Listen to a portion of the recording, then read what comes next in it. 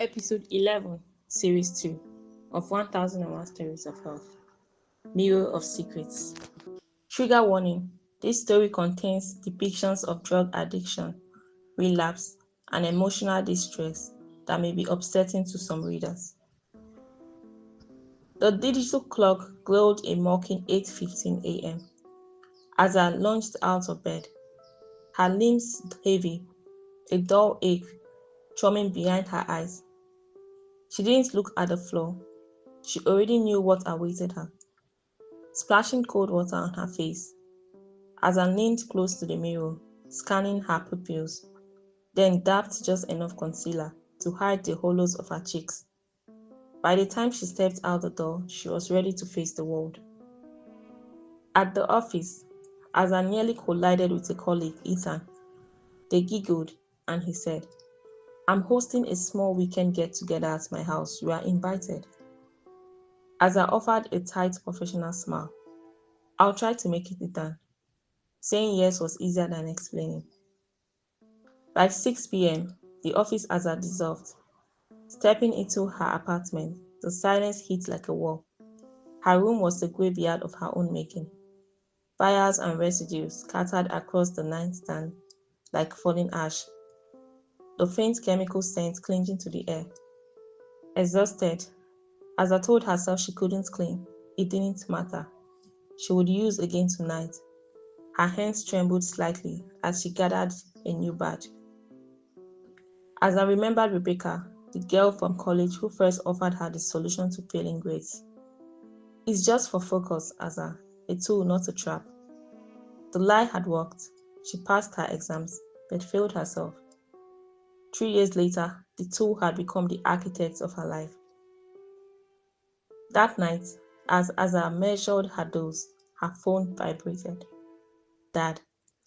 Already high, she froze. Her father, a psychiatric doctor, had warned her countless times about the dangers of hard drugs. Yet, his call now felt heavier than ever. Thoughts of her parents flooded her mind, their pride in her decency and achievements. Unaware she had slipped into addiction. She let the call go to voicemail and sank onto the bed as the room slowly spun around her. The next morning, Ethan's call jolted her awake. "I might not attend, Ethan. I have things to do this weekend," Asa said, preferring the safety of her apartment. "Come on, Asa," Ethan chuckled, his tone low and intimate. "It will be fun. The theme is white first. No judgment, just clarity." The world tilted. Asa's secret was leaking. "I don't know what you're talking about," she snapped, her skin crawling. "I know you do," Ethan said, a low giggle. "Don't play the scent. I've seen you check your eyes in the mirror countless times and notice the little things you do to keep it hidden." "I'm not judging. I just want to hang out, meet new people," Ethan added. Asa's resolve hardened. "I'm not coming, Ethan. I'm not interested, and I don't take drugs." She hung up. The silence of her apartment felt accusatory.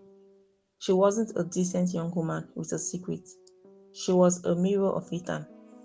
Her journal lay open. "I will quit drugs from now on," written and crossed out a dozen times. Tears pricked Asa's eyes as she thought of who she had been and who she wanted to be. Only Rebecca knew, and they hadn't spoken since college. Asa picked up her journal again and wrote boldly, "I will quit drugs from now on."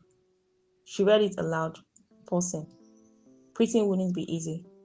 3 years of drug addiction, repeated failures, but deep down, she wanted to stop. This time, Asa didn't just write about it. She opened her laptop, researched rehabilitation centers and dialed one.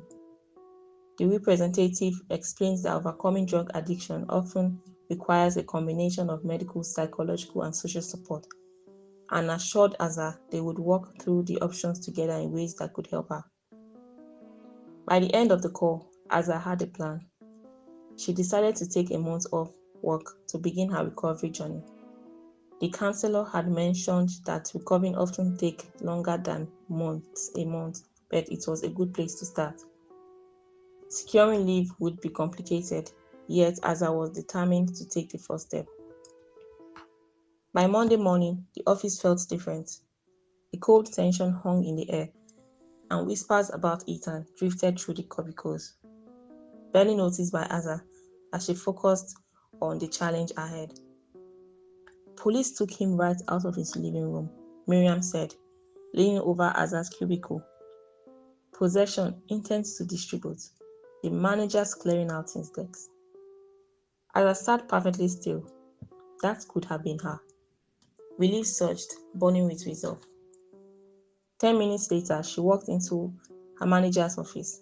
She didn't confess, she made a request. I need an immediate medical leave for 30 days. I understand it will be unpaid.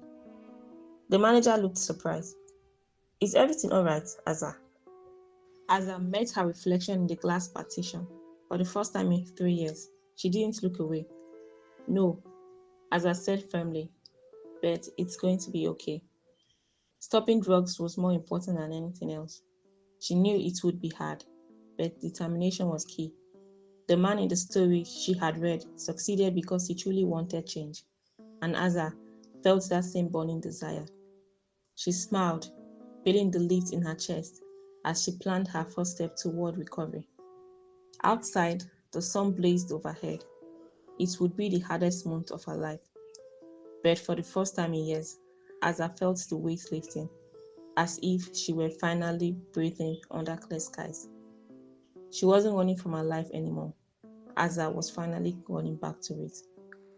Keep enjoying the episodes of 1001 Stories of Health at 1001storiesofhealth.wordpress.com.